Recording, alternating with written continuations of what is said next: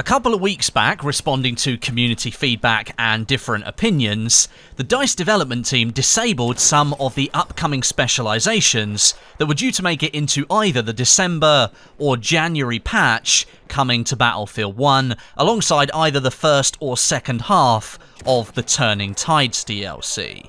Now, these specializations, they received quite a lot of criticism as they appeared to automate team play functions, and that goes directly against some of the core values of the Battlefield franchise. DICE did state at the time that explanations of these specializations, they weren't detailed enough, and that the lack of information surrounding their inclusions caused players to get the wrong idea about them.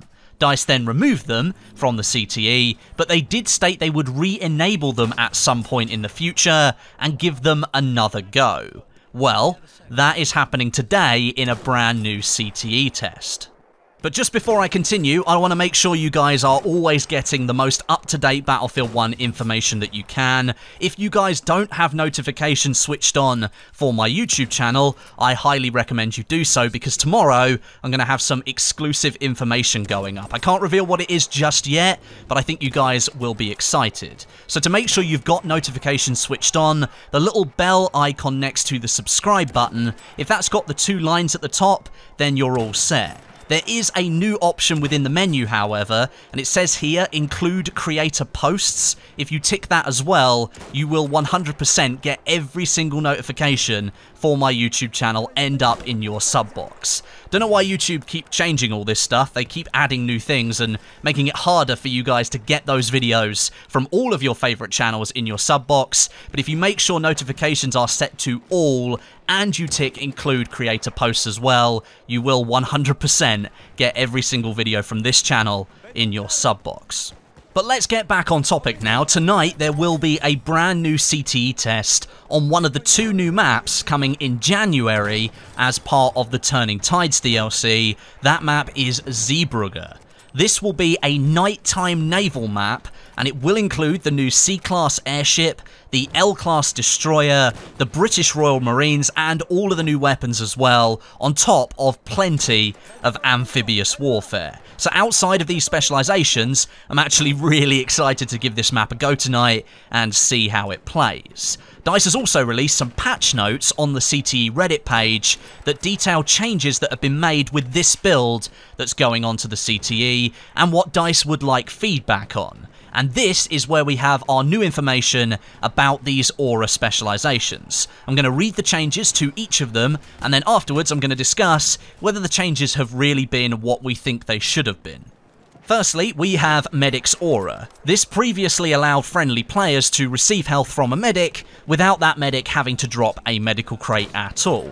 The player would need to be inside a certain radius of the medic, and I believe that radius was 7 meters. The new version, it keeps that passive regen of health if you are close to the medic that has this specialization, but the radius of the effect has been decreased.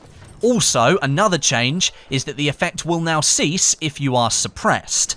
And apparently that was happening before, but it wasn't communicated in the patch notes, so people didn't realise. And that's exactly the same as healing via a medical crate on the ground already.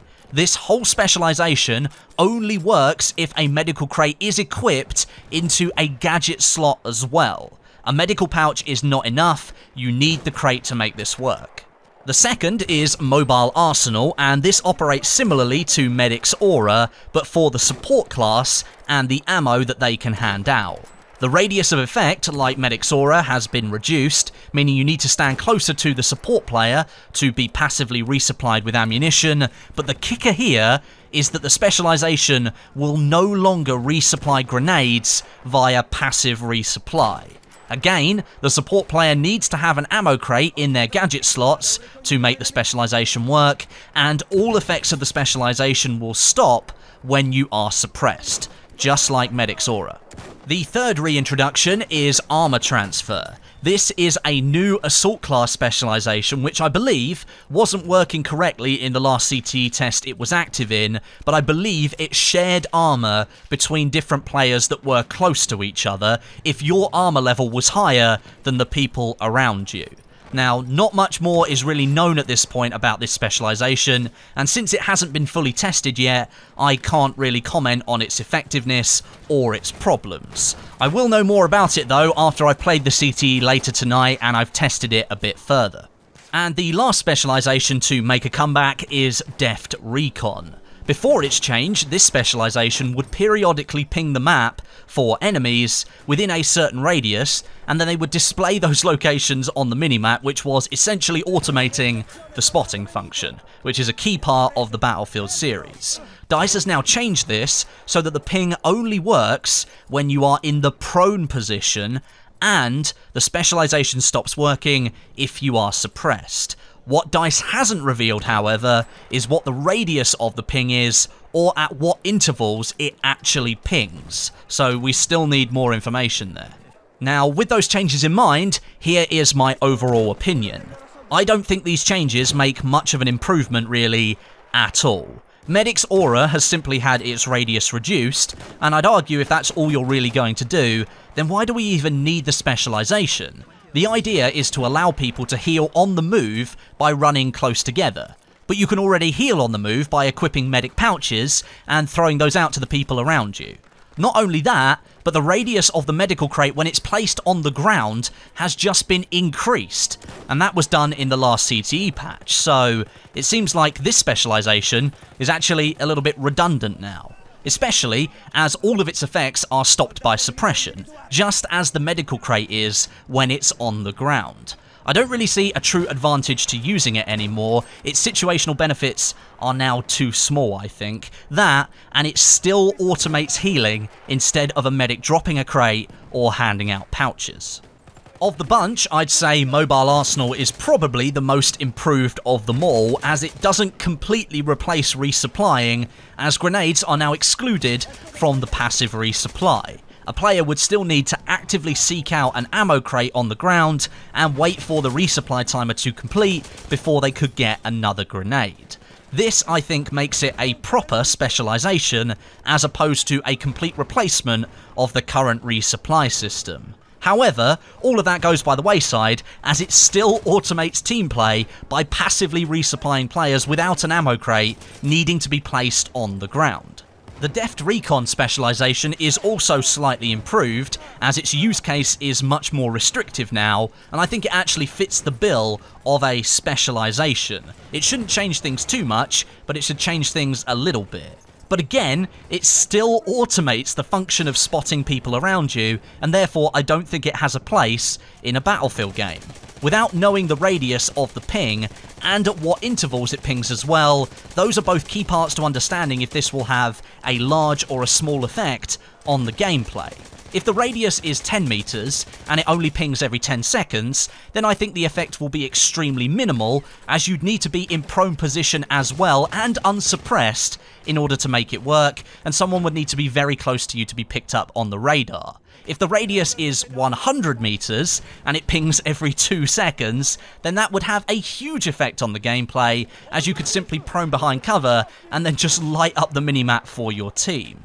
Of course, I've used two extreme ends of the scale there, and I assume the devs will have found a good place for it, but without having that information available right now, I'm still wary of this specialisation. If DICE's intention was to give the community more information here about these specialisations and how they're going to work, then I think they only really did the job on two of them, Medic's Aura and Mobile Arsenal. We now know 95% of the details on how these will work, minus the radius of effect of the passive resupply and the passive heal that they give off, so we still need that last 5% of information. For Deft Recon and Armor Transfer, we still don't have enough information to really know what effect these will have on gameplay, and that is a worry to me. Unless we have all the details, unless players on the CTE have these details on what these additions are actually going to do, then I don't believe we can actually give effective feedback. How do we know if they're working correctly unless we have the values of the radius? Communication is really important, especially with these CTE tests, as proven with these specialisations the last time DICE tried to add them and didn't fully explain what their functions actually were. It seems again here, we don't have the full picture. But tonight I will be testing these out on the CTE to see what their full effect really is. I also can't wait to test the new Zeebrugge map. Let me know what you think of that down below in the comments, and let me know about the specializations and your thoughts on those too. Has this changed your opinion on them, or are you still set with the same opinion that you had before? Let me know down in the comments section, and I'll be there reading as many as I can. But until next time, my name is Westie, and I'll catch you guys in the next video.